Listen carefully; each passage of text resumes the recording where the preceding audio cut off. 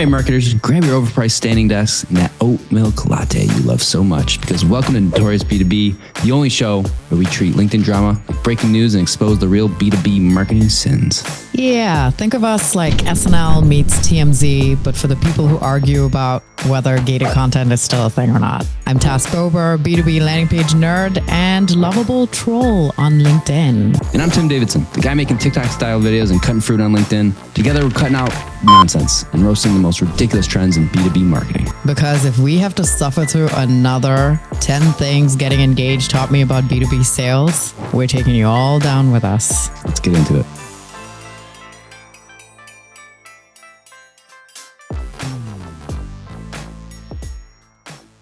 So, what are we talking about this week? We have three main things. Yes, the deal of the century. The deal of the century. Maybe who dealed me. Maybe a follow-up on the Seamless and Apollo thing, which honestly, this whole... Nothing. Yeah, there's nothing. Did we talk about the CEO's message last time? No. No, we didn't. So we're going to talk about that. Okay. I have lots of thoughts on that. Wow. And then thirdly, third list is influencer stuff, but very quickly on the Seamless AI and Apollo thing. The best thing that ever happened to them was the Deel and Rippling thing happening literally a week later. 100%. It just took over. Just took over. Yeah. The question is, what's going to get Deel and Rippling out of the limelight? We're just going to have people just keep one-upping. I mean, hey, if you want press, this is a way to get press. Yes, just do something weird, even more obnoxious. Yes, like just screw everything up. Like HubSpot comes out and says that they are actually Salesforce and have been pretending to be a big competitor, but it's just Salesforce just starting up another company and now just has two incumbents in the market. I'll give you more time on that next time, because that was not the best thing I've ever heard. That was kind of brutal, actually. Next time, you got it. I got it next time. Okay. So where do we start? We have to talk about Rippling. We gotta talk about that. Yes, we got to. I've gotten so many messages from people. Again, people love to message me with stuff that I have nothing to do with. But I got multiple reports from people saying, I'm not surprised about this because I've talked to X many people at Deel and they all suck, or they're all rigid, or something shady was going on. So it's funny because now everybody knows everyone at Deel intimately. I've never heard of. Yeah. I mean, so both those companies, by the way, I think they're 12 and 13 billion-dollar companies. Yeah. So at that size, there's going to be so many bad, like annoying people and worse people in the world. Yes. Like, you can't get around it. Like there's guaranteed terrible people at Salesforce. They're just so big. Yes. But also when is part of it, then it's a little different. Yeah, a little different. They've had a long-standing rivalry, which again, I don't know how many people know about that. I wasn't like super privy to that, but also you read the stuff and you're like, okay, Rippling's like $13.5 billion.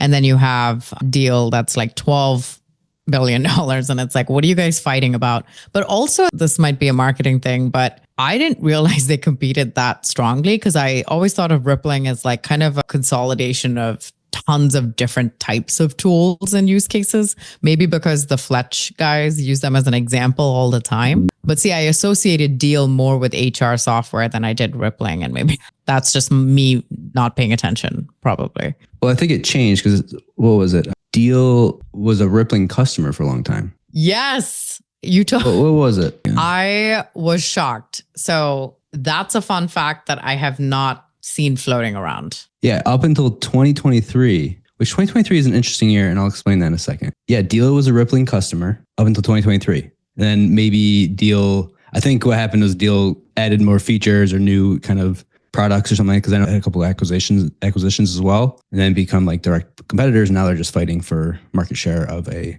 essentially $25+ billion market share, because they're 13 and 12. Yes, market's probably a little bit bigger than that, and also there are other like teeny tiny players, I'm sure. For those who are unfamiliar, we are so bad at this because we people zero context. So now someone's going to be sitting there going, I've been under a rock. What are you guys talking about? We just assume everyone knows because we sit on LinkedIn for hours and hours every day. Okay, if you want the TLDR, I did post a meme yesterday that my husband sent me because I was so excited when I told him about this situation a few nights ago during dinner. And I knew I lost him like 30 seconds into it because his eyes were starting to gloss over and he wasn't paying attention or responding. And then he sends me that the next morning. And you want to do the background this time? You do the background. Me? All right. Well, I'll just read your thing. How about that? Read. I'll read your post, which is the read my post. Yeah. Which some people said that they haven't seen it explained that succinctly. So someone hilariously on the internet made some jokes and managed to explain the situation. All right. So basically, there's a company called Rippling and another called Deel. They both make HR software, boring AF. I know that, but this story is just insane. Rippling is suing Deel because of top secret corporate espionage, where they found a mole in the company planted by Deel, so someone, I mentioned 2023, the person that ran to the bathroom who is the spy was hired in 2023. No, but they found a mole at Deel, snuffed them out, they made a honeypot and the people fell for it. Then they went to a court-appointed solicitor, tried to get the spy to hand over his phone and confess. He did not want to give over the phone. He ran to the bathroom and locked himself in there and actually tried to flush the phone down the toilet. I did not know that detail. Yeah, I'm just adding in things here. But yeah, that's the gist of it. So someone was basically stealing, I don't know if it was stealing, but they were searching their database Deel 23 times a day for Deel, looking for people that were kind of the customers that wanted to move over, people that were looking at both of them. And they were kind of probably using that intel for like sales or give a discount or something like that. Also who they're targeting, things like that. Yeah. And then probably running plays for this. Super interesting. And I love the word honeypot. This is something that we used to do on our websites to catch spam clicks. It's actually something I just did recently with a client last year because they wanted to understand how many clicks from their emails to the landing pages were resulting in bot clicks. So very old school ratchet trick is that you put a hidden link on the page, but it is the same color as the page background. And so the only one who could see it would be a bot, maybe a couple of humans if they happen to hover. Usually it would be like at the end of a sentence when a paragraph ends. You can also put it in a random spot on the page where people typically don't hover. And then, so only a bot would be able to detect it. And then you can click on that. And so that's how we were able to see that like 80% of their clicks were bot clicks. Anyway, yes, insane. So we had been inflating numbers, or they had been inflating numbers for a very long time. And I was like, I suspect you're not getting the kind of response you think you are. But we used to do this all the time. So when I found out that they did this honeypot thing with Slack, I was like, hell yeah, that is some freaking James Bond shit, using technology kind of against them. My confusion, I'm confused about a couple of parts. One, he ran away to the bathroom, locked himself in there, but then later fled the scene. So my question that I've asked so many people, I'm like, do they get tired of waiting for him outside the bathroom? Like, how did he flee the scene? I don't think, I think there's one or two. I think there's probably some missing parts of the story where they just let him go. Because you can't just like arrest people without actual like cause. There's certain rules here. And if he flushed the toilet and it's broken, I think there was also a statement where he said, I'll take my chances in court or something.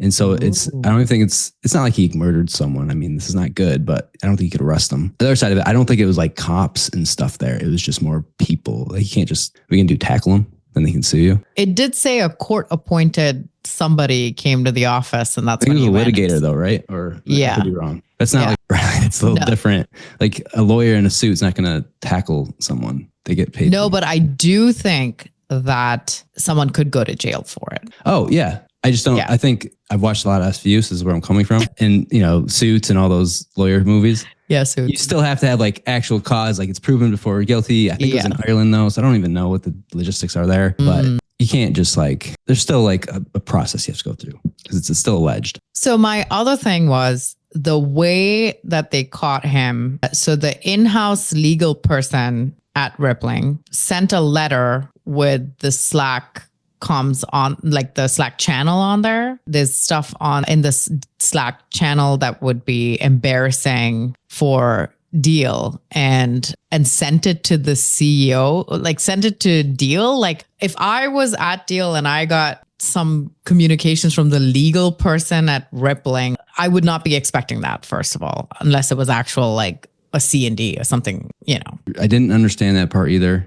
It seems like if you're going to play this game, why not be a little bit smarter? But the notable parts that everyone likes to call out, which was the CFO, the people that got the note, or the CFO, the legal team or someone in the legal, and then the board member and dad of the CEO or something like that. Yeah. So it's really high up, first of all. And then, there's like a family member in this. So that makes it interesting too. In the New York Times article, they also talked about how Rippling had accused Deel of trying to hire 17 of their employees through WhatsApp. Yes, I saw that too.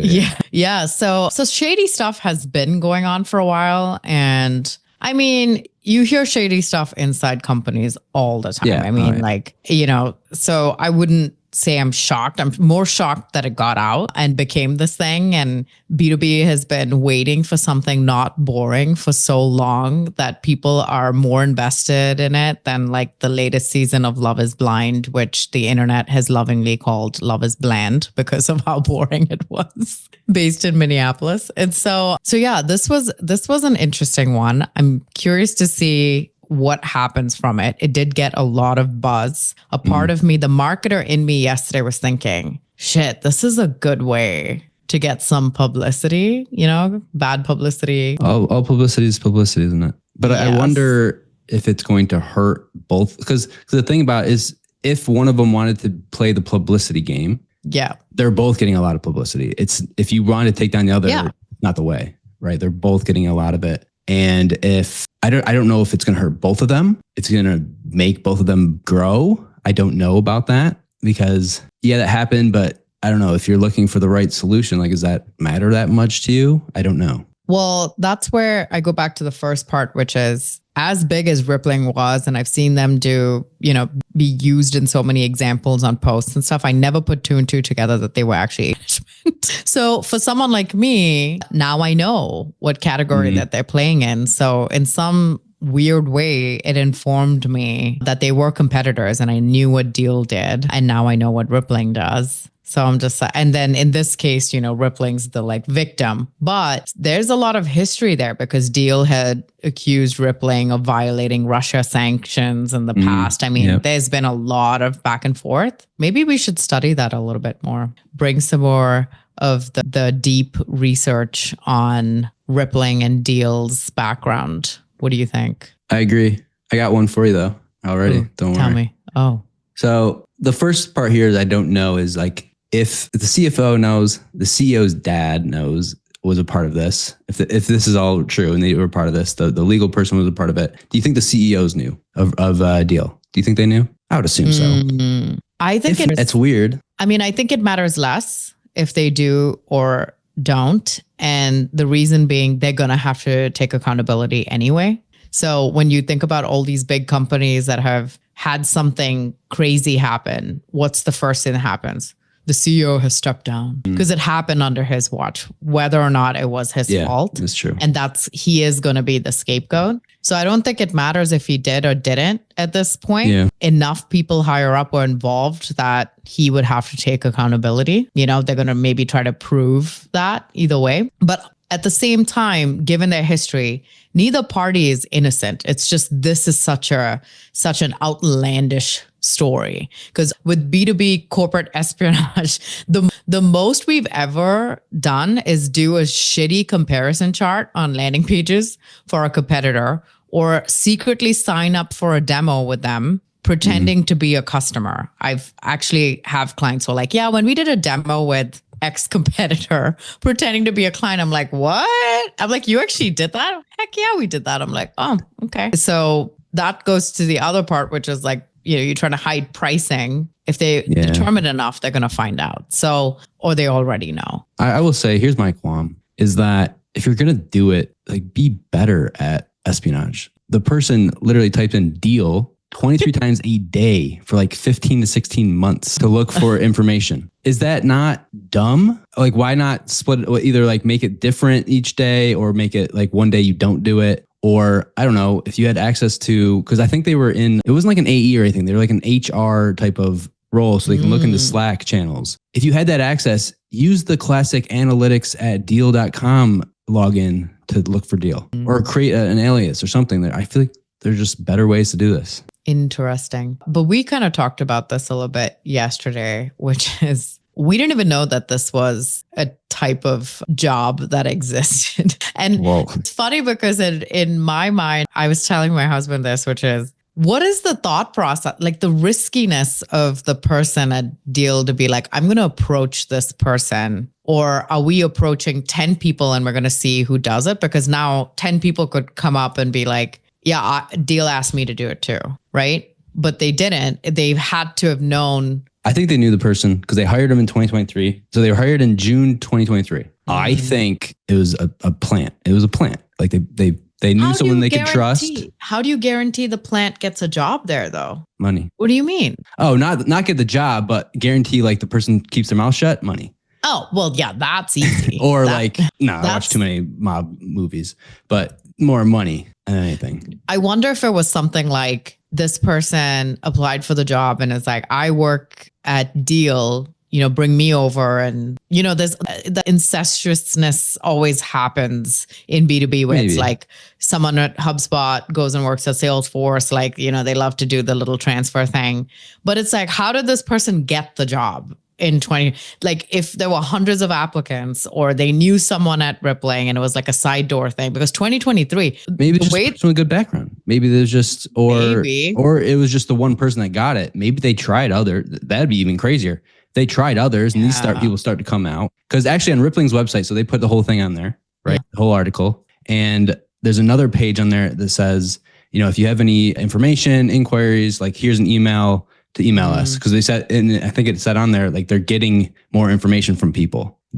I could see a world where there was 5 people they approached first, applied, didn't get in, because 2023 you start to see the decline of like hiring and stuff. This is not 2021 anymore. This is 2023 at the time. Yeah, that'd be hilarious if there's like 5 other people that said, oh, they approached me first, but I didn't get the job. I'm gonna call it and say that there's more than one person, because how do you guarantee that DS is the only one who was in there? Unless there's another inside person. Yeah. Oh my gosh. Another inside person that comes out. That gets crazy. Oh my gosh. That would be, I mean, there's definitely more than one person. Maybe. If this is a thing. Maybe. No, it would be a stroke of complete luck that this guy applied, got the job, is a spy for one company.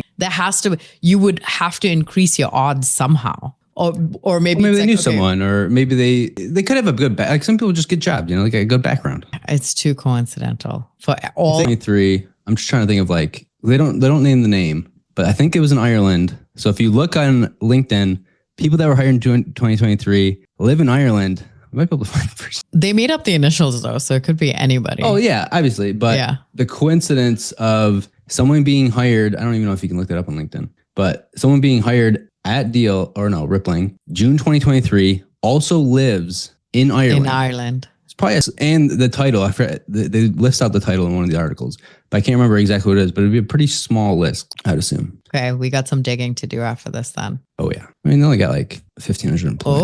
Oh, okay. So let's see with some other research here if there's anything interesting. Okay, so early 2025, a spy placed by Deel secretly started gathering important information about Rippling. The spy used Rippling systems to look up sensitive details like customer lists, sales strategies, and pricing. The spy was active almost every day during this period. March 12th, 2025, Rippling obtained a court order from an Irish court, because the spy was in Ireland, telling the spy to preserve all the data on his cell phone.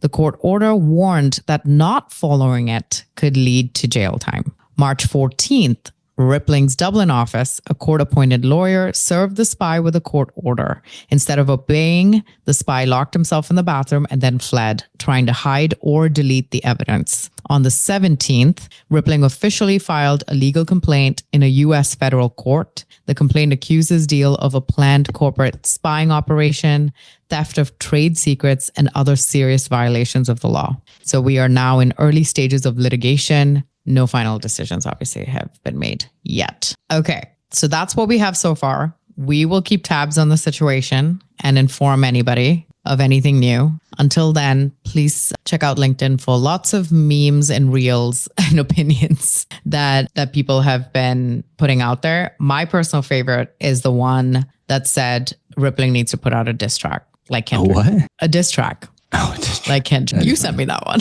That'd be funny. By the way, Mal, Greater Dublin, there's only 127 people that work at Greater Dublin in Rippling. If assuming that they're still active on LinkedIn, don't know, but we may be able to find this person. Okay. We'll look right after this. Okay, let's move on. Updates on the Apollo and Seamless situation, because I don't want to let them off the hook. Okay, right? Not much, unfortunately, except for the CEO of Apollo finally saying something. Yes. Like a week later, which we'll get to in a second. Exactly a week later, actually, which is weird. And you had some opinions about that, which you posted in the comments, which we will also pull up. But for those unfamiliar, again, because you've only heard of the Rippling and Deel situation, this is what's happened. March 6th, Apollo and Seamless AI's company pages on LinkedIn were banned and or removed, but they were definitely removed. Both companies had Chrome extensions that help salespeople collect LinkedIn data, which violated LinkedIn's terms of services. This is the primary speculation. No one is confirming it, but this is like pretty obvious. That's the reason. March 7th, G2, this is an interesting fun fact, published an article about the situation, but then later removed it without explanation. G2, really? Very That's interesting. Yeah. Then on March 10th, Apollo responded saying they're working with LinkedIn to resolve the issue, and they confirm their platform is still working and won't be affected. This is the CEO's statement. My favorite. Should I share it or should I just share it? Oh, Let's share it. Hi, everyone. Tim Zhang, founder and CEO at Apollo. As many of you know, LinkedIn removed Apollo's company brand page last week. If you're one of the 500,000 plus businesses using Apollo to fuel your growth, he's making sure he's adding the credibility in there. I know. I'd like to assure you that our brand page being down has not impacted Apollo's ability to help you grow. Now, there's been a lot of speculation about where we get our data from that I'd like to address. So we are all like, that's going to get fucking juicy. Yeah, answers. Nice. Yeah, nice. Apollo's data is sourced from our Living Data Network, a combination of our proprietary contributor network, the public internet, and third-party vendors. To be extremely clear, yes, the accuracy of Apollo's data has not been affected, which was never a question that any of us had. None of us were questioning the accuracy of your data. That was not the issue here. We are wondering where you were scraping the data from, right? And if you were doing it from LinkedIn, and that was the reason why the page got taken out. With the answer, spoiler alert, he does not answer that question. No. So while we're on the subject, if you're just using Apollo for data, you're missing out. He proceeds to walk into a sales pitch immediately. Nice. You can build sequences, set up automations, record calls, and use AI agents to improve every part of your sales all in one place. That innovation has given us the great fortune to have a thriving business. Last week, we were named by Forbes as one of America's best startup employers in 2025. And this week, we won a Gold Stevie Award for Sales Technology Partner of the Year. He added a second. What the fuck is that, by the way? What is a Gold Stevie? No idea. Never heard of it. Not true. All of it didn't happen. Not true. All of us just made up. All of our success is thanks to you, our community. You've been asking us to make our product and services better, and we've been listening. Have you been listening? With your support, we'll continue to pursue our goal of making world-class go-to-market simple, accessible, affordable to all. There's a lot more to come, including an AI agent, but he just keeps going. Here's the product roadmap. Can I explain the funniest part? Yes, please. The sign off as Tim. This is like, oh my God, it's hilarious. I didn't notice that before. The sign off of Tim. That's hilarious. Oh, Liam. Let's see what you Liam knew the had to say. stoic had to come in. Liam. The irony that you, a data provider, have managed to provide unclear and unhelpful data about whether you scrape from LinkedIn should set off alarm bells about your service. Everybody, this has just kind of been the theme through a lot of the comments. People, Clark obviously chiming in, saying that this is unclear. You're going to a sales pitch. You're skirting around the issue. You did not answer the question. You tagging me. But you had an interesting screenshot. It was under clerks. Is it under clerks? Okay, let's look at the screenshot. You posted this beauty right here, which you copied and pasted his entire post into ChatGPT and asked it if it was written by AI. And basically came back and said, yes, I did write this. So that's the hilarious thing. What do you think the prompt was? Pretend like you're answering the question, but don't answer it. Here's the sad part. I don't think he wrote it with AI. I think he paid a PR person very, very wealthy amount of money. And that's what you get. I'm pretty sure that's what happened, not AI. Unfortunately, even though the outcome's the same. The sales pitch is hilarious. The sign off of Tim. The hi everyone. I'm a little, that doesn't sound like a link. Like this must be an email that he copied and pasted now, I think. Yes. First off, which is fine. Well, do your thing. Same comms. But it's a different audience, right? Emails probably to your customers. This is going to be the world and skeptics. Skeptics, people publicly shaming you and other people can see. The other thing, and yeah, you made a good point about the PR stuff. I'm going to add a third layer here. Oh, geez, too.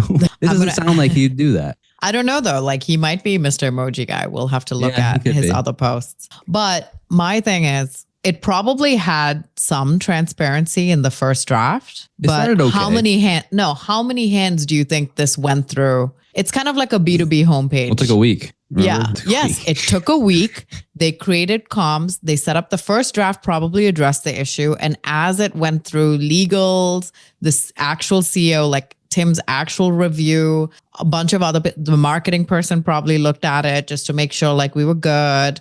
Product had to look at it to make sure that we were accurately representing the product roadmap. I'm sure everybody and their brother in this company looked at this communication and then they finally approved it and it went out as this like vague, ridiculous thing that said a lot of words without saying anything other than trying to sell the product, which is pretty on brand for B2B, if we're being honest. The only thing missing is just a nice little like link, like here's 500 free credits or like comment to get 500 free credits. That's like the only thing missing, I feel like. Should I comment truth to get the actual truth? It's too late now. It's too late. It's gone away. Okay. And I got to give, and I'm only bringing this up because ZoomInfo and Apollo have had their beefs over the years. I got to give it up to ZoomInfo's CEO because he's posted things and like he'll respond to comments even though they're not the best kind of feedback. I don't think Tim responded to any comments. Did he post it twice? Yeah, I just saw that. No, he shared it. Did he repost it? I mean, wait, what?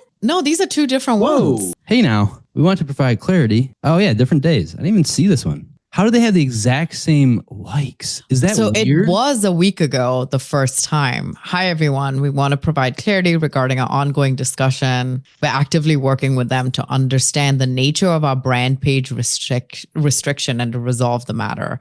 We want to assure you that this does not disrupt Apollo services. Engage with us in our community Slack channel. Hey, he does use emojis. I see that. So wait, my fault. What is that? It's hilarious. What is that? Oh, wow. Yeah. AI too. Interesting. Okay. Hey, maybe he is Mr. Emoji. That's fair. We'll give him that. Fine. Yeah. That's honestly the reason I came here was because of. All right. And I think the sign-offs are all right. So maybe he did write it, but there's definitely some PR interestingness. Yes. I'm sure this one went through many rounds of communication in-house. So overall, a lot of mumble jumble, no answers, sales pitch. Do your thing. And now we'll probably never get an answer because it's died down. Because one company page, it'll come back. I just checked, it's not there. One side note though that I noticed and I thought it was funny is because obviously a lot of people are just going on LinkedIn and looking up the company page to see if it was gone. I noticed a couple of people switched their company page to company page name to Apollo. I just thought that was funny because now they're just getting a bunch of views. I think that's interesting. What? I noticed this people early are on. Doing that? Yeah, so if you go on LinkedIn, you type in Apollo, even if you type in apollo.io, because their company page is not going to come up, right? Because it's not there. There is a company called zenleads.io. They named their company page apollo.io. And I will say, when I first looked at it a couple of weeks ago, it had 113 followers or something like that. now has 265 followers. So good for them, in my opinion. Oh my God. Good for them. B2B is shady. No, that's not that shady. Want to change your company name to Apollo IO so you get more followers, even though you're not the official page? It's an under 10 employee company. I think you just go for it. I think you just, why not? I say why not? Okay. Speaking of, I sent you this post this morning. What a setup. What a setup. I said, we don't even plan this. Clearly, none of this is scripted and we're doing research on the fly and bringing you very terrible news. So it's very on brand with TMZ. No research. We're just going to fucking wing it. It's fine. But I sent you this thing this morning and it was a screenshot from some Reddit post in the B2B marketing subreddit. Someone asking for what growth hacks have you seen work in 2025 or that you're going to implement in 2025, that isn't standard practice or whatever. And one guy commented in there saying something ridiculous about how you put out a fake job posting that targets your ICP. And in this job posting, you can use AI to write it. And it basically tells their ICP what they do, but it's a job posting and it costs way less than running a LinkedIn ad. And I thought it was a freaking joke. And I sent it to you and you're like, no, I can see people. And I'm like, why would you do that? Why is that a thing? I think people are scrappy. I don't know the whole story on this, but I think people are just scrappy. So I think this is YC, a Y Combinator thing. But when you're scrappy, you have one employee, a couple founders, and you're trying to find some sort of traction. I've heard of people just spending money on porn sites as their advertising because it's a lot cheaper. Just to get kind of, and by the way, I'm not saying you're getting sales. I'm saying you're getting traffic to the websites for your next funding round. That's what I'm saying. So they're doing, sometimes you do that type of stuff to get clicks, to get followers, to get whatever it is, just to show kind of traction or whatever that is for the next, whatever that is. There's some things like that people do, I think I mentioned to you, people still do this. People put out fake job listings just to get company page followers, because when you apply for it, it'll ask you if you want to follow the page, and a lot of people will follow the page. It's like a thing. Oh my gosh. I don't know if I've just been very naive for the last world out there. However, yes. And I told you, I was like, the number of people who are putting a lot of brain power into coming up with new different things to do on LinkedIn. There's a set of people with equal brain power put into just shady ass shit that apparently sometimes works for kind of the short-term reasons, maybe not revenue or sales, but definitely works to get attention. Well, there's the criminal masterminds. If you just put that time towards something legal, you'd make much money too. A lot of these criminal masterminds are very smart and ballsy. And if you put is that not what a founder is? Gets a bunch of funding, smart, ballsy, doing weird stuff. It's kind of similar. Yeah, I think the problem with the good guys is that they just have a bunch of red tape and the bad guys don't. Which they and there's a line being, when you get to a certain revenue or money, you can kind of evade the line too. People never go to jail. And that amount of money is either a crazy high amount, like 13.5 billion or 12 billion, or an extremely low amount where no one gives a shit. Yeah. Right? You and I do whatever the fuck we want. We don't have anyone to approve anything. We say what we want. We do what we want. Well, what? Yeah, sort of. I mean, we have to obey to the world. We're nice people. We have to still obey to that stuff. Yeah. Yeah. I mean, we have a moral compass. That's not what I'm talking about, but in terms of just not having to get our kind of marketing approved. When was the last time you sent any of your, I don't send my posts for approval. When do ChatGPT. Do you?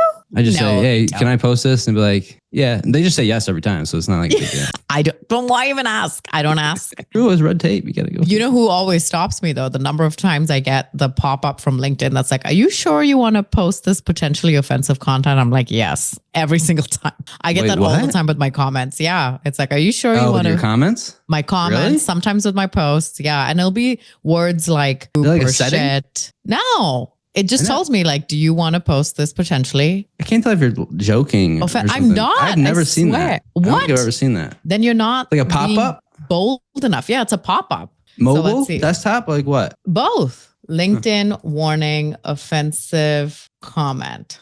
I'll show you. I think you got flagged or something. I think that's a. No, I didn't get flagged. It's like certain comments, and where I'm trying to look up a pop-up. I'll show you. I'm going to show you. The next time it does, I'm going to take a screenshot and show you. LinkedIn pop-up. Yeah, next time, because I've never seen that. That's unless it's like a thing that just happens to me. Yeah, I mean, I don't think I've ever heard. I'm surprised no one talks about that. I am going to definitely take a screenshot and show you because now I can't find it anywhere. But yes, I get it a few times a week, so it shouldn't be hard to say things. Like today I posted something about, I wrote in a comment something about, I told Anthony Pieri, the inside joke with his family is that he's had really easy kids who are just like, they sleep well, they don't really cry, whatever. And so I said something to him about how rumor has it, I have insider information that neither one of his offspring have ever released a cry. And I hit post and it said, are you sure you want to post this potentially offensive comment? And I'm like, yes, it's not even that offensive. I've said way worse shit on this platform. And this is the thing you're going to flag. So yes, let's talk about posting on LinkedIn. Wow. See, it works. Easy. It just works itself out. The segues just happen. Yeah, that's a good one. This is a good one. I'm very excited about this one. Okay, posting on LinkedIn, but we're talking about getting paid to post on LinkedIn. Okay. We've talked about this before. A little bit, not a lot. Not a lot. I know that me as a baby creator, when I first started and I got reached out to, I messaged you right away. Yeah. Because I'm like, I don't know how to price myself. What do I do? What guardrails do I put in place? And you help me out there. And now I've had my own experiences and probably overcharge. But there's lots of things that have happened, or there's lots of rules. There's a lot of feelings on them, on how to do them correctly, how not to be a walking billboard. But where do you want to start? Well, first, it's the wild, wild west. Like it's like you mentioned, I don't know how to price myself. I don't think anyone does. Many like people have done it a couple of times. They know what to price now. Like they'll probably just say the same thing. But a lot of times it's like, if you have the person that's at the company, or maybe it's like someone that's like facilitating it, if they just say a number, it's easier for most people because you don't really know the number. And it becomes kind of like, okay, like and just from experience, like I've done $2,000 per post. I've also done $400 per post within the same year, right? So it's like, there's a lot of like, oh, this will be easier for me this way. Like this is longer term. Like there's things like that also matter there too. But it's wild, wild west. Still is. Because no one really knows what they're doing. And I think it's going to become more of a thing and then more saturated, more filtered down, because it's on everyone's playbook this year. The 2025 marketing playbook is B2B influencer marketing. I have guardrails in place for the brand partnerships that I do personally after having some now experience with it. Because last year I was kind of like taking a couple, just seeing. Your first money for. So I will say, when you get to that, like you get that actual first ask, it's really like cool. Yes. Right? Like that's like when you're first doing it, and like to think that someone's going to pay you money to post, whether it's a video, it doesn't matter, just to post on a social platform. Yeah. You feel like you're a YouTube validated. Like you feel, it's crazy. Yeah. It's really crazy. It's an awesome feeling. Yeah. For me, the first brand that came to me was Amplitude. So it wasn't even a bad, like it was a pretty, I think, like notable brand in the space. And the irony being, I used to work for their competitor. And so it's just, it just kind of all came full circle. So that was super cool. It was fun. You helped me kind of frame, the proposal around that. I did 3 posts for them. They gave me so much creative autonomy. They didn't, which was amazing. They're like, here's this thing to think about. We love your voice, tone, whatever, you be you. And I did 3 posts with graphics and stuff on there.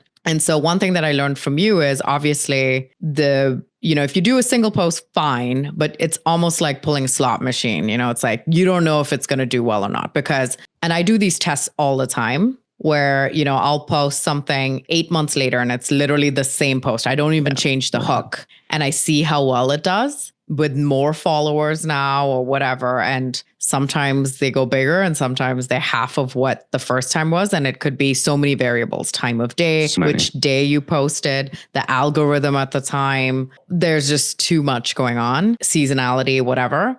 And so the 3 post idea is freaking brilliant, which you always are like, if you're going to, try to talk to them about at least doing 2, but 3 is like kind of a sweet spot. Mm-hmm. So I always try to push companies to be like, give me 3 chances because we're going to try different formats and we might have one winner. And the hilarious thing is that's exactly how it's worked for me so far. So with Goldcast, for example, I did like a couple of teaser posts for this live event. We did the live event. Okay, cool. Those were fine.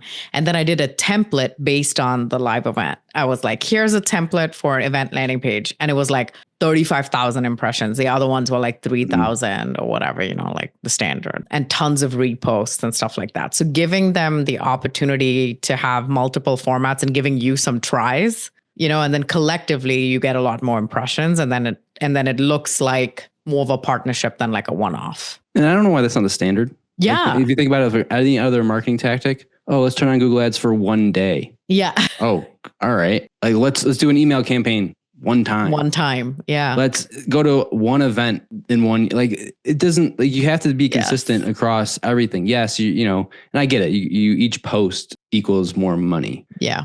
But that's literally everything. Like I don't know why it's not thought about like that. I've never had anyone push back on that. Yeah. It's always just like coming up with that. You know what I would love to test? I actually thought about this a while ago when my following was like smaller. So like you have a bigger following than I do. What are you at now? But you're on a rampage right now. I've noticed you're on a rampage. So there's something to that.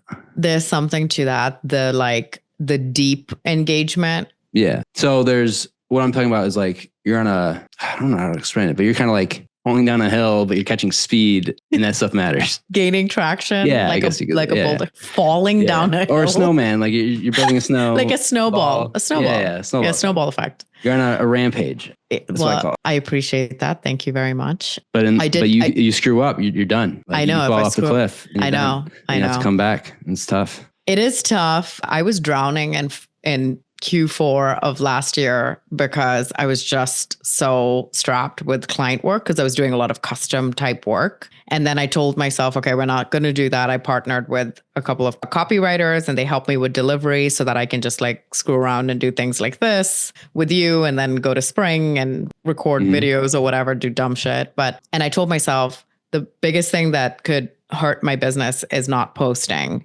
So that's what I need to get back to because I would always take the back seat. And so I told myself January board, I'm just going to post, consistently, not just garbage. Also sometimes garbage. Like yesterday I posted, it's okay. The deal meme or whatever. But I just wanted to consistently show up and it's been great. Like I've had a blast. I've got a lot more actually brand deals coming inbound than I do like landing page deals, which is friggin' weird, And so, but then you have to get into this mode of, okay, I can't accept partnering with everybody, no matter how known the company is. It has to be somewhat related to what I do. And that's why I put those guardrails in place to gut check by the way, myself. To an extent. What do you mean? You're telling me HubSpot doesn't come through and you're like, and they'd be like 5,000 for a post. You're like, all right. I mean, yeah, HubSpot has landing pages though. Like they're different. Oh, that's quite the stretch there. No. You ever use those? All right. Actually, no. No, okay. You know that there was a big brand that came to me last year and then we ended up I know, but you did try to do it. I tried to do it and then realized like I need to put those guardrails in place because I'd invested so much time and effort. I think there's always outliers though. Is what I'm saying. Yeah, I'm trying to think of who. Because I will say there is because when you're talking about it was a little different. They were really weird about it. They were a little annoying. Never mind. I got nothing. Yeah. So here's the other thing. Okay. Pampers came to me. I'd do it for sure. I'll give you an example. It doesn't have to be related to landing pages specifically. There are these are the things that I talk about. Garbage memes. Okay. I always post stuff like that. Landing pages, obviously. The state of B2B marketing, which is like how buyers buy and stuff like that. I always talk about that. I always talk about like the struggles of in-house marketers at companies because I was that and I'm very traumatized from those experiences. And then I also talk about I do a lot of the building in public, here's my help me with my logo options or here's a rebrand. Here's starting out on your own, that kind of stuff. So Typeform came to me and said, hey, can you do something with us? Okay. And so what I do is when a company comes to me, I'm like, what kind of topics are you thinking about, me writing for you? Or like, how do you envision this going? Because I'm not going to just be like a walking billboard. It has to be like relevant. And so the guardrails I put in place are, one, it has to be relevant to what I talk about or my business, right? Two, it has to be something that the audience can take away from, whether it's like entertainment or something tactical that they can apply if they don't buy from either of us. So they have to either be entertained. So like if HubSpot came and said, I want you and Tim Davidson to do like a B2B dating skit or whatever. I'm like, hell, we'll pay you guys to do that. Fuck yeah, we're going to do that. Like that's hilarious. And people know who HubSpot is. It's not like we're sitting there having to sell the product, but like they're just sponsoring us doing a regular thing that we would do anyway. That I would totally do something like that. But it's when it's like, talk about this like personalization aspect, whatever. And I don't talk about that, or I have no expertise on that. I'm like, that feels unnatural and weird. I won't do that. So when Typeform came to me and said, like do that, I said, you know what? I've been wanting to redo the stupid form on my LinkedIn profile forever because it's the most ratchet HubSpot form ever. And so I built it in this demo, and then my daughter kept interrupting, and I just left it in there, and just like built it myself, within 20 minutes, but we edited the video down to like 5 or whatever. And I was like, okay, I'm old as shit. And I like literally, I just started recording, never used I haven't used it recently. So I'm like, let's see if I can figure this out, like fuck ups and everything. And I did it the first take. And I was like, okay, you saw me struggle with it. So if I can do it in 20 minutes, you can probably do it in 10. Yeah. What about that? Yeah, that makes sense. And what's brilliant about landing pages is if the brand's open to it, you could literally tear down any landing page from any industry. Yeah. Yeah. So I did that with Hockey Stack because they came and they're like, tear down, a product page. So but like then you can do anything. 2 other companies came to me after that and said, I want you to do the same one. I want you to do the same thing as you did for Hockey Stack. That's easy. Now you can do that. I wonder if, I just don't know if that's going to get old or not. 100%, which is what I told them. I said, you're not going to get the same impact as Hockey Stack did because that was the first time the idea came out. But if people are like, oh, this could be a series and once a month we could pay you to do a public roast and you get what you get, okay, then people learn to expect it and you'll get more feedback on the audit versus the partnership. Yeah, there's that too. Yeah. So, there's different ways to do it. And if it gets old, I won't do it anymore. Vibes, #vibes. That's the only, I'm not going to get rich at $1,000 a post or whatever, it's like, yeah. Well, that's another thing I wanted to bring up is because there's a big difference between someone that owns their business doing a sponsored post, right? Like you don't need $1,000. Obviously everyone's income levels are different, but $1,000 post, like that's not going to make or break you at all. No. But especially since you could post more about your business and drive more revenue. Yeah. Someone that's in-house who is making just a salary, which they probably love their job, all that, it's just extra money. Yes. And on top that you wouldn't get because posting basically only gets, unless you're an AE or something like that, but it's basically only gets you no extra money. It just gives you more salary, which you're already going to get if you continue to do a good job at your job and, increase your pay, whatever. So it's a little different in terms like if I was in-house, I'd probably do like a $500 one like that because it's just extra money. And there's more of like, I don't know, it's extra money. I know some in-house people who do it. I think the biggest obstacle for them would be how does their company feel about them posting about another company? And some are weird. Some are weird about it. So that's the thing. That is the thing. You gotta know. So you have other obstacles, in your Obviously, way. You can't do a competitor. That'd be weird. Yes. That'd be funny, but there's weird. also a lot of like resentment and sometimes jealousy and like weird emotional human things that happen when things like that happen. I don't think my last company liked that I was posting at all. I wasn't getting paid for anything. I was just posting. Yeah. I wasn't even saying anything, but I think it was because I wasn't saying anything about them, because I wasn't getting stuff approved, because, I was just using my voice. So just things like that. It's a lot easier to do as an external person. Yeah. And I think there are good and bad ways to do like the influencer marketing. You want to obviously stay authentic. And I think the biggest thing is like being able to say no and not get blinded by, just money. I think that's really important. And one thing that I told you I'll probably never do again are what I call banded campaigns, where they just like pay 15 different creators all in the same fucking space to do this unboxing or like these The LinkedIn takeover. Yeah, like a LinkedIn takeover. And I absolutely like when I see it the first time, I'm like, oh, this is, whatever. But then I see it a second or third time, like almost immediately following. So the person who's going to get the most traction is the person who posts first, essentially, like the one that everyone sees first during. Yes and no. Like I think you'd be surprised how many people just don't see them all because of the algorithm for whatever reason. But I feel like if you see 2 or 3, you're already just like tapped out. You're like, okay, whatever. Yeah. This is a whole. But the companies love it because they're like, oh my gosh, this is like a moment. We're creating a moment, and it's a splash. It's a splash. Tons of it. And then they get to put a post out that says, we generated 2.5 million impressions by doing XYZ, but it's like, are they meaningful? I don't know. Like, and we see a lot of those, and I've participated in a few of those, but I will ask next time and be like, is this a thing? And if it is, then I'm probably out because I don't know. I just feel like it waters us down. It's great for the company, but it waters us down. And I just don't want to be watered down. Yeah, I see your point. I do see your point. And I think now they're just overplayed. They used to be when, like everything starts to go and then, it works really well. People love it. And then everyone starts to copy it and it just gets overdone. Yes. I think you're starting to see a lot less of them now, which is good. I wonder sometimes if we're just like in our own bubble too, because yes, you and I who are on LinkedIn all day, every day, and we we know what's coming next. We know all this stuff. I don't think everyone thinks like that. Yeah. And I've seen some of the how did you hear about us kind of feels of people that have done it, and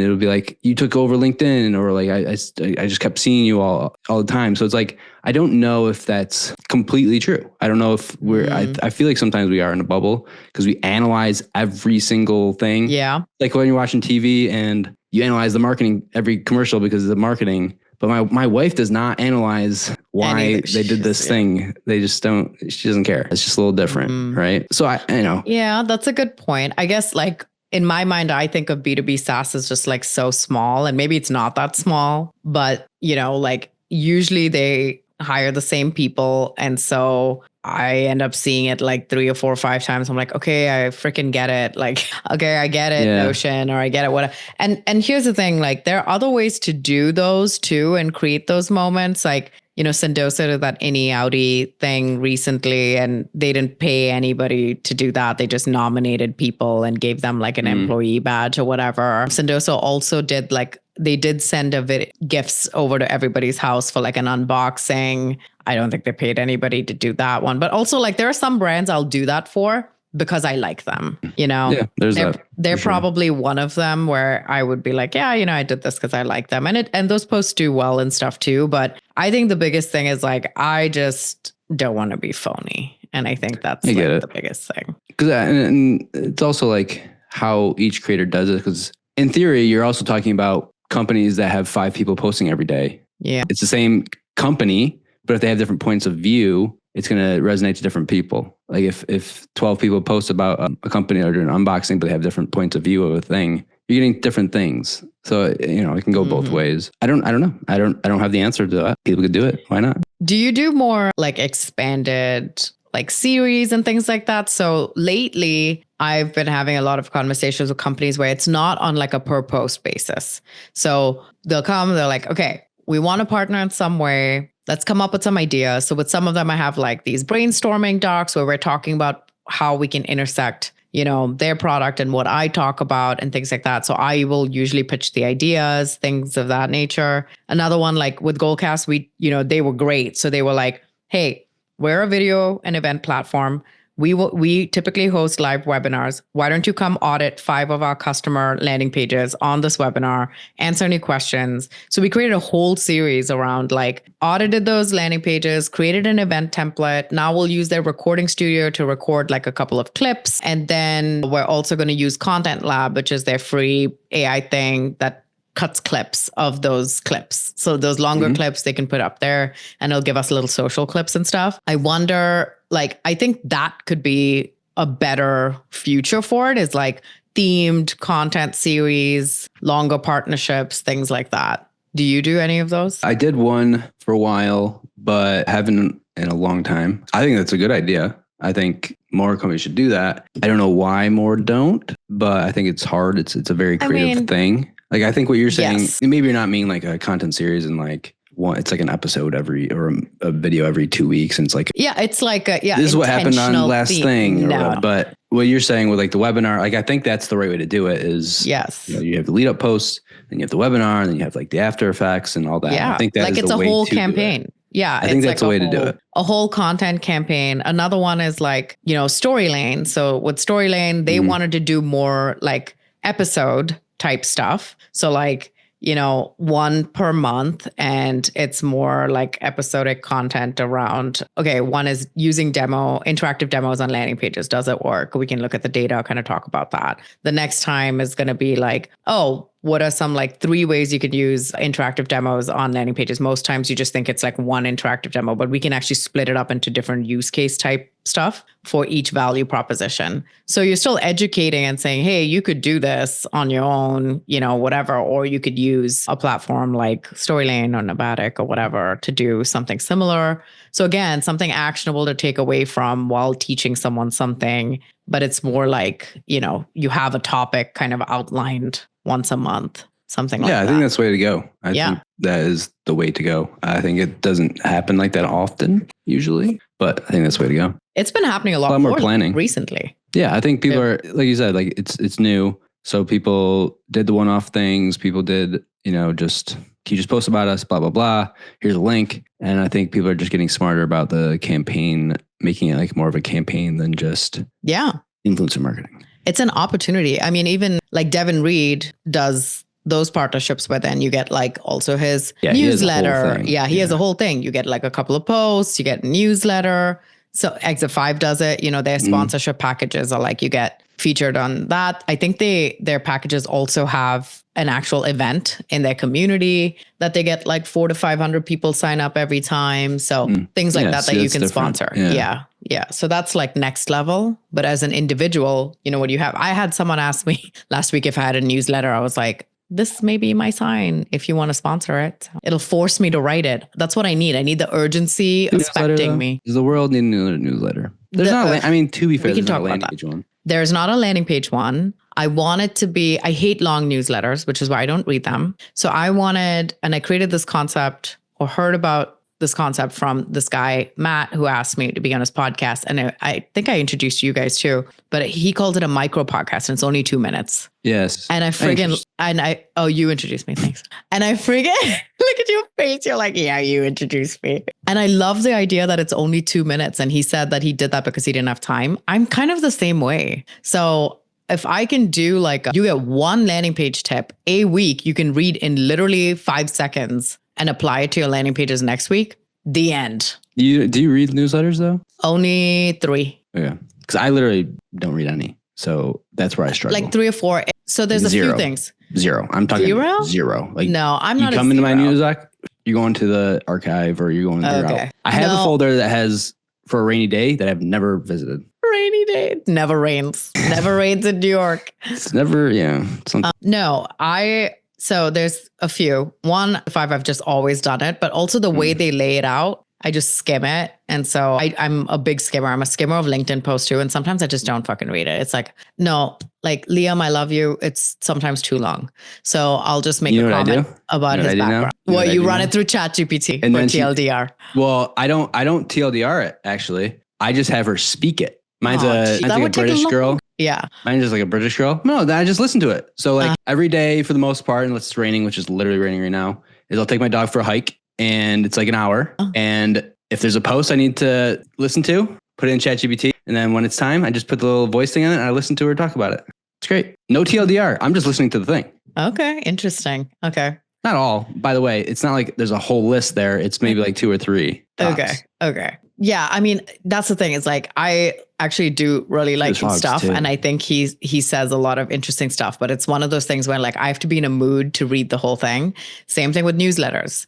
So I feel like there's certain ones. So Brendan Hufford's like his growth sprints one. I've been reading that way before he and I were like even friends. I think there's some valuable stuff in there. Spark Toro's one. Amanda, I just like the way she writes. So I'll skim hers. Exit 5. And everyone's going to make fun of me for this, but there's some good stuff that comes from Alex Hormozzi's newsletter that I read every once in a while. So yeah, he's like my Gary Vee. I still listen to Gary Vee sometimes. Like I like the guy. Yeah, people have qualms, but like I like the guy. Yeah, like I'm not into the like Practical. work weekends and hustle, bro. I mean, I know what he's trying to do. He's trying to motivate them so they get off their ass and do something. I'm He's obviously in a different marketing world, by the way. He's selling to like, different. no, he's not even selling to those people, but he's getting the views from like sort of like tons of like one person agencies, like the TikTok world. Like it's a different, those levels are different. There's a different level. I do love his, like, I've read his books. I think there's some really good things in there that we can actually apply from a B2B perspective. I've done his courses. He is a master of ungated content. Like he just has all his workshops and courses just out there. Like you go to his website, acquisition.com. It's just like literally you can just start. No email, nothing. That was one of the ones where they didn't even ask me. I voluntarily signed up for the email because I was like, oh, this is pretty good. Like he just gives a shit. And like they don't harass me, none of that. I get a very like minimalistic newsletter. Like you wrote me an email, which I also love. I skim it. There's like one super nice tip in there, one anecdote if you want to listen to or read why, like where they got it from, the end. And I'm like, perfect. I would be completely the kind of person that would send like a 2-sentence newsletter. Like, here's your tip of the week, the end. I wonder if that like, does that get the people going though? Do you need to get them going? If you want to build a newsletter, yes. Right? I mean, if you what, want to like build a newsletter, like not following the subscribers. Yeah, but like what? You don't think a 2-sentence, like everybody does a long form newsletter. Yeah, everyone does long form podcasts. I still listen to them. Yeah, I listen to them totally. But you're saying that I should do, you literally I don't know. Said, I don't does know. anyone read newsletters I'm saying anymore? no newsletter. I don't know. Yeah, there's you don't definitely know a world of newsletters. People love them still. I don't know if I could ever create one just because I don't read them. It's hard for me to understand it. Yeah. I've done it for a company before. I did it for the company I was at before, and I kind of liked building it after a while, but I just don't read them. It's hard. It's hard for me to do it. Like cold calling. I will not cold call anyone, so yes, I will not cold call. I will not cold call. But I don't mind the newsletters. I mean, I've done them for companies in-house before, and that's fine. But I just like I was just doing them last year for a client. Like, the landing page lady was doing newsletters, which is why I don't do them Same anymore. thing, isn't it? Yeah. So like, kind of. But words. It's just words, just email. But I feel like I could do that. Actions. The only reason is, I mean, what if LinkedIn kicks me out tomorrow because I'm posting too many, Yeah, this is yes. I don't have zero follow up there. This is correct. I have 2,000 people. Is newsletter the thing? Is newsletter the thing? What else could be the thing? Everything else, I guess, is like, I think my thing is like, I have 2,000 people just sitting on a list. I don't do anything with that. I don't email. I've emailed them all one time just to swap out a link. I just think it's funny. Everyone says that, right? You don't own LinkedIn. You don't own TikTok. Yeah, you don't own any social platforms. Rented or owned. But then they say, build a newsletter, build an email list. Yeah. Okay. I don't know. Is that like the only answer? I've never heard anyone say anything else, really. It's like, oh, build your email list. What else? Why not your phone list? What else? Can I call people? Like, how about that? I don't know. Yeah. Can I text you? Yeah, please don't. The amount of times I've had to say stop it's crazy these days. I mean, my car wash texts me every freaking day. Why can't you? The Democrats text me every day. Why can't you? Too much. Why can't you? I don't know. I just don't read his newsletters. I've thought about it. I just don't read his newsletters. That's the problem. I can't do something I don't like to do. But here's the other thing is you don't do it, but there are other people who do it. And I don't do it as much as other people do. And which is why, like, I don't like long drawn out newsletters, right? I like the like, oh, you know what a newsletter is that I would definitely read if someone just sent me one fucking tip a week. I'd be like, perfect. Thank you. I've taken away something from this. There's no fluff. It's like a recipe. Try it. Try it. Wait. They give you everything you're saying. Done. Try it. Yeah, try it. If it's only, no, seriously, you said you have 2,000 emails. Yeah. You said it's one sentence or whatever. Yeah. That can't be that hard. Yeah. I will say, if you're just going to give out garbage, don't do it. No, hell no. It would be based on stuff I've already posted, but I would just do one tip. Try it. Yeah. See what the open rate is. Not the open rate, click-through rate.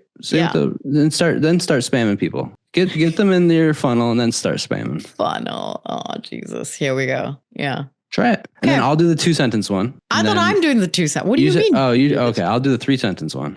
It's the test. And then we'll create a dual one, and then it'll be 4 sentences, and we'll see which one we'll do A/B test. I can A/B test that myself. I'll just do a 2-sentence. All right, you do 2, 3, and then I'll do 4, 5. Okay. And then I'll test one that's ChatGPT, and then one that's real people. Do you even have a list? Did you get a list from Loda when launching your LinkedIn? I'm Mr. Ungate. I'm all about giving it away. I'm all about giving away. I mean, I give it away, but it's got an email on it. Sounds like you got 2,000 emails. Is not a giving away. I mean, it is giving it away. I could charge $50 like Anthony does. Do it then. No, I don't want to do it. I'm not. Again, it's not something I'm going to get rich off of. So there's different people, right? There's people that are asking for money. Cool people. Ask for emails. This is literally every other company. So you're in that group. And then there's people that just gate it. So it's like me and Alex Ramosi, and that's about it. It's great. You and Alex. Me and Allie. You and Allie.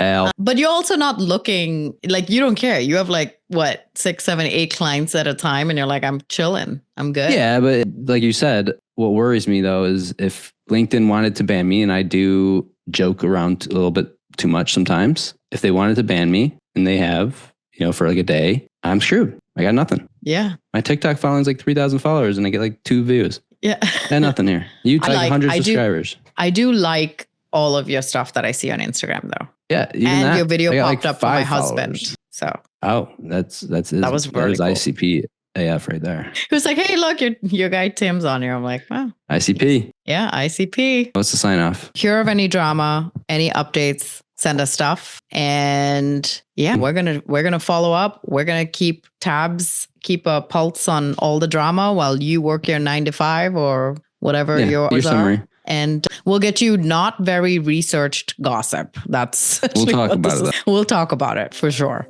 We'll say some unhinged shit. Join our future newsletter. And that's a wrap on Notorious B2B, where we expose the nonsense and remind you that most B2B marketing is just a very expensive guessing game. Don't, and post a passive-aggressive LinkedIn poll about it. We'll still find you. And if you have B2B drama we should cover, slide into our DMs. We accept screenshots, leaked internal memos, and questionable brand rebrands. Until next time, keep your marketing unhinged and your LinkedIn bio free of the words growth hacker. See you later. Later, skater.